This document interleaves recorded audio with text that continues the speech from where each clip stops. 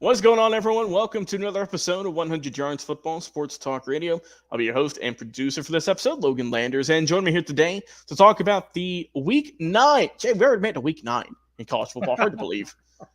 Oklahoma taking on the Ole Miss Rebels, Sooners and Rebels going at it in an SEC showdown now. It's going to be an interesting game. Help me out today is Jay McLovin from the Elite Sports Entertainment Network. Jay, it has been a topsy-turvy couple of weeks for Oklahoma. We know the quarterback changes, and now it came out here recently that they have relieved Seth Luttrell as their offensive coordinator. Stepping into his now first game as offensive coordinator will be Joe John Finley. Jay, this is not the game where you want a brand new offensive coordinator. I don't know what Oklahoma's doing. It is interesting, but how are you, my friend? And break this game down for me here. Let me know what to expect. Yeah, absolutely. I'm doing well, Logan. Thanks for asking. OU 4-3 versus number 18 ranked Ole Miss 5-2. Man, it's going to be a good one for Ole Miss. Not so much for OU, I don't think. If you want to watch this bloodbath, it'll be an early morning game at 11 on ESPN. I would say you can wipe the crud from your eyes and watch Oklahoma and Ole Miss go at it. Absolutely. I mean, so LSU has lost to a couple of teams, obviously LSU and then Kentucky. But, Kentucky has been really surprising this year when it comes up against ranked teams. They have been hurting some people, them and Vanderbilt for some reason. Yep. And then you look on the OU side of it, like you said earlier, they lost to Texas, Tennessee, and South Carolina. I mean, they got destroyed in the Red River Shootout. It was. I mean, there's a reason why it's called the Red River at this point. It's full of that OU blood, I promise. It was. There is a carcass floating down that river right now. It's got OU branded all over it. Oh, what a time to be alive. But let's go ahead and talk about these guys. Like you said earlier, they got Arnold, who just stepped in not too long ago as their quarterback. 79 out of 138 passes completed. So just a little bit over 50%. Had 763 yards, 8 touchdowns, and 3 picks. Now, normally if I saw 3 picks, I'd be like, oh, that's not too bad. But considering he's only played in less than a handful of games, 3 picks is actually a lot. Then you got him going up against his nemesis of Dart. What's Dart's first name? I forgot. Jackson Dart. Yeah, what a nice name, Jackson Dart. It's got a good ring to it. This just has his house sounds nice. Plus it's got a cool spelling. It's got an X in it, right? It's like Jackson Dart. Yeah, it's not the CK. It's pretty cool. It's the full X. Yeah. But yeah, this guy has gotten 151 out of 215. A little over 23, almost 2,400 yards, 14 touches, and 3 interceptions. So he doesn't turn the ball over a lot. So that's going to be one of Ole Miss's big strengths, the fact that they don't turn the ball over a lot. We look at the running backs. You got Barnes for OU at 88 carries, 307 and 2 touchdowns. To Parrish Jr. At 105 carries to 612 yards and 9 touchdowns. So, yeah, Ole Miss definitely has a very well-balanced attack, definitely heavier on the run than what OU is. If we look at the receivers, you got Burks for OU at 26 at 201 and 3 touchdowns to Harris at Ole Miss at 59 at 987 and 6 touchdowns. So there's quite a huge disparity between Ole Miss and OU when it comes to offensive production. And I don't think OU is going to be quite as lucky like Duke does, because Duke actually has a defense. These dudes have nothing hardly at all. I mean, nothing. You saw when Texas took you out 35-3, that just kind of lets you know where your defense was. So, yeah, OU has been outscored, Logan, 69-12 the last 2 games. 69-12. What a number, 69. I mean, I don't even know if I'd want to even forget that one. Forget that one. Let's focus on there. 12, Jay. 12 points in 2 games. I mean, 12 points in 2 games. If you look at their offensive production, which is very little, that kind of explains why they have 12 points. Yeah. So they're 1-3 in the SEC. OU is. So they haven't had quite the transition into SEC that Texas has had. I think Texas has had a little bit better success than what I they've would say had. so, yeah.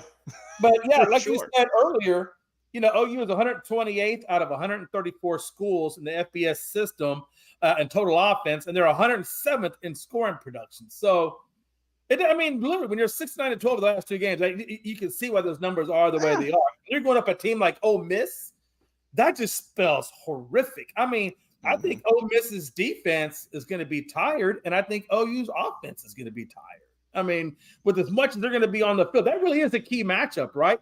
OU's offense versus Ole Miss's defense. That's going to be huge. Like you said, Jackson Arnold made strides this season. He now has learned to extend plays, and he's also a very accurate thrower. So that's going to be huge for them because he's going to need to be he's going to need to be very accurate with his throws against his defense. Again, this game has huge implications, obviously in the SEC, right? Trying to get to that OU championship or conference championship.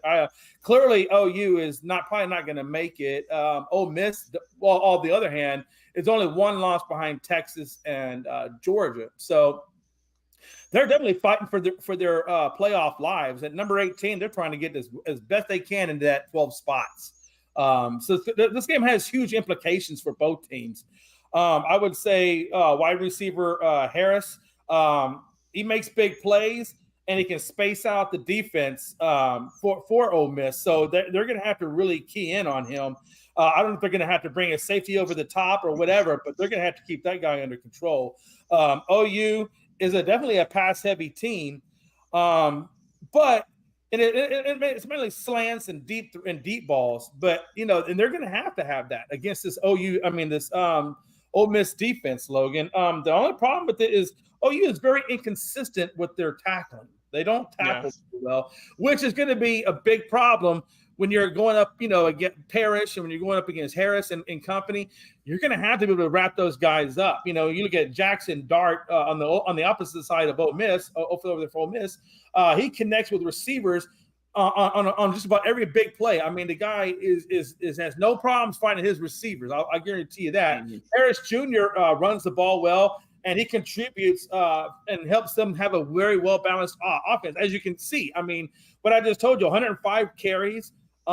Is a very, and then when you got 100 or 215 passing attempts or 151 completed, that's very well balanced. So they're going to be able to mix it up a little bit more and keep that OU defense guessing quite a bit, I would imagine. And Dart is also a very quick decision maker, and he has a very strong arm, and he's comfortable in the pocket.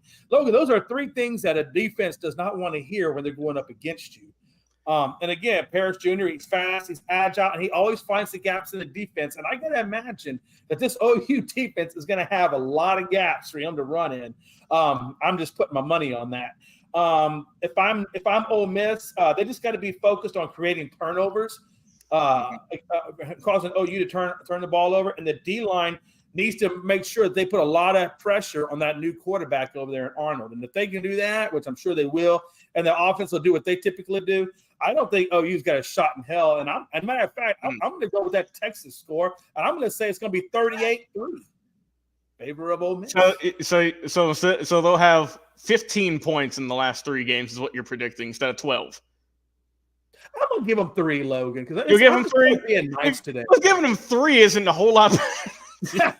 Well, you get what you get, okay? I understand, right? Look, talking about OU, they said, all right, enough is enough. We've scored 12 points in the last 2 weeks. We need a change.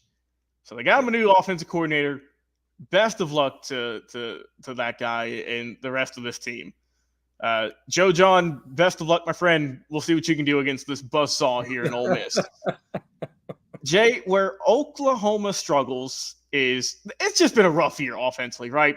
It's inconsistency at quarterback. You don't know who's going to be quarterback week in and week out. I told you pre-show, I said, all right, here's who it is this week because you never know. Going to go Arnold, but they've been just beat up by injuries. It just seems like these guys just can't stay on the field. Especially in the receiving room, man. Their receiving room has been banged up bad. Deion Burks, Nick Anderson, Jalil Farouk, Jaden Gibson, Anthony, you name it. I mean, they spent some time on the sidelines this year. Top that with, Jay, this is their first year in the SEC, correct? Yes. First year. First year, bottom of the barrel in terms of their running game. They only averaged, Jay, 112.1 in terms of rushing. Dead last in that, right? Dead last in yards per play, 4.31. And I think maybe the biggest flaw where you cannot be this bad in the SEC. Third down conversion rate, Jay. Would you like to take a stab at a percentage at what their clip is? Just get a nice. I bet it's less than 10%. Not that bad. No, not that bad. Not that bad, no. It's not that bad. I mean, I was just basing off their offensive production. I mean, it can't be many. 27.5. That's 20. That's basically, it's a little bit better than 1 in every 4 times they get a third down, they'll convert. That's why you scored 12 points in 2 weeks. Wow. You can't get any momentum. And I guarantee you it's all field goals. Oh, you best believe. I bet that kicker, I bet his foot is tired. I know they've got ice baths ready for their guys. And that's, yeah. So looking at the rest of this ball club here, Arnold, 8 touch, and also too, Jay, we didn't touch on it much. The offensive line work, God, they need some work. They need help, Jay. They need help. Yeah. What goes along with that 27.3 third down conversion rate? Clearly, your offensive line is not protecting or even opening up gaps. Jay, Oklahoma has played in 7 games this season. Their quarterbacks have been sacked 29 times in 7 games. That's 4 per game, basically, you can pencil in for Ole Miss. I'll get to them in a minute, and someone who's probably going to get 4 sacks by himself. Oklahoma, God bless you. It's going to take a miracle, I think. Looking at I would say if they had a bright spot, Jay, on this team, someone who is going to get drafted, who's someone who's going to look good, that's their defense in a sense of they get sacks like crazy, right? Yeah. They have 25 sacks on the year. You better hope you can get some strip sacks. You better hope you can get some forced fumbles, some pick six, whatever, because the defense is going to have to work if this team wants a shot. Unless this brand new offense coordinator can just light the world on fire, which seeing is believing, and right now he hasn't done anything, so I can't see it yet. Yeah. Now, when you look at Ole Miss, a lot more consistent, right? 5-2, 18th in the nation. But I like this team, Jay.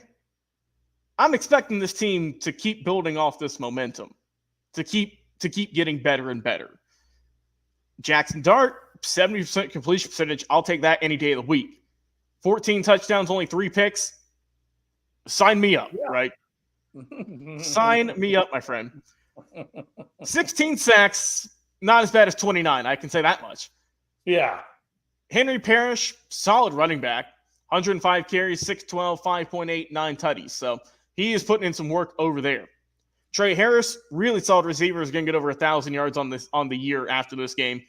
He's almost there already. He's got 6 touchdowns also. This is a really good ball play right here.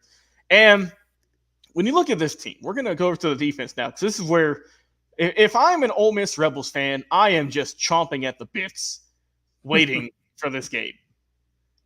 Because we've got guys like Jared Ivey, who's got 5 sacks. Suntarine Perkins, the linebacker, 4.5. And then a guy who I'm not going to say a whole lot of, because if you want to learn more about him, you can go and watch a video that Mr. Football Vincent Turner, as well as former NFL player Harper LaBelle did, talking about some draft prospects. Look up the name Walter Nolan, defensive tackle, big guy, Jay. 2.5 sacks on the year. He's got 13 tackles, but This guy is just an absolute log clanger. He's 6'3", 305. He ain't missing any meals. He ain't missing any meals, Jay. He's not your lean type of defense tackle you see now. He's an old school guy. He's a mauler. The guy that cleans out McDonald's. Like, don't even let the guy do the drive-through. No, yeah, I'm about to say you already know. You already know whatever he's ordering. It's going to start with a double digit. That's for sure. But watch out for that guy. He's going to be special. Like, if you want to learn more about him, we got a video on him also in one of our recent draft prospect episodes. I think that all in all, Jay, Ole Miss, they're gonna eat in this one. They are gonna get this one clean. I'll be a little nicer, right? They are coming off a loss last week, so they're a little ticked off. They lost 29-26 to LSU. Really good team in LSU, but man, that one they feel like they could have won, and that would have been a big win. So now they're facing off against Oklahoma, who is just scrambling, trying to figure out what we're gonna do. And Ole Miss says, "Oh, hey, you like an easy target. You like a good punching bag, right?" I think Ole Miss is going to wipe the floor with them, personally. I think that it's going to be a blowout. I will go, Jay. Final score in this one. Ole Miss, give me 35. Give me 35, Jay. Mm-hmm. I mean, why not? I mean, Texas scored 34. Mm-hmm. South Carolina scored 35. So why not Ole Miss putting up 35? Ole Miss 35. And, Jay, I will have the streak come to an end for Oklahoma. The streak of single-digit games, Jay, they will have 10 points on the board. Mark it down, 35-10. Oh. Final score for me. They will get a touchdown, Jay. They will get a touchdown. The streak will be over. And OU fans can be proud of that at least, I hope. We'll see. Nobody likes an optimist, Logan. Nobody. No. We're all about pessimism over here. Well, if you are an OU fan or an Ole Miss fan, put in the comments, what's the score going to be in this one? Can OU get something going with their new offensive coordinator? Will the quarterback situation work itself out? Will Ole Miss just be like a game of Madden and just score points on them in bunches? How will it be? Jay, appreciate you, my friend, coming on the show, breaking this game down with me. I've been your host and producer, Logan Landers. Guys, until next time, check us out Facebook, YouTube. Also, go check me and Jay out. LinkTree in the description on Elite Sports Entertainment Network. Like I said, it's Jay McLovin. I've been your host and producer, Logan Landers. Until next time, we'll see you on another live episode.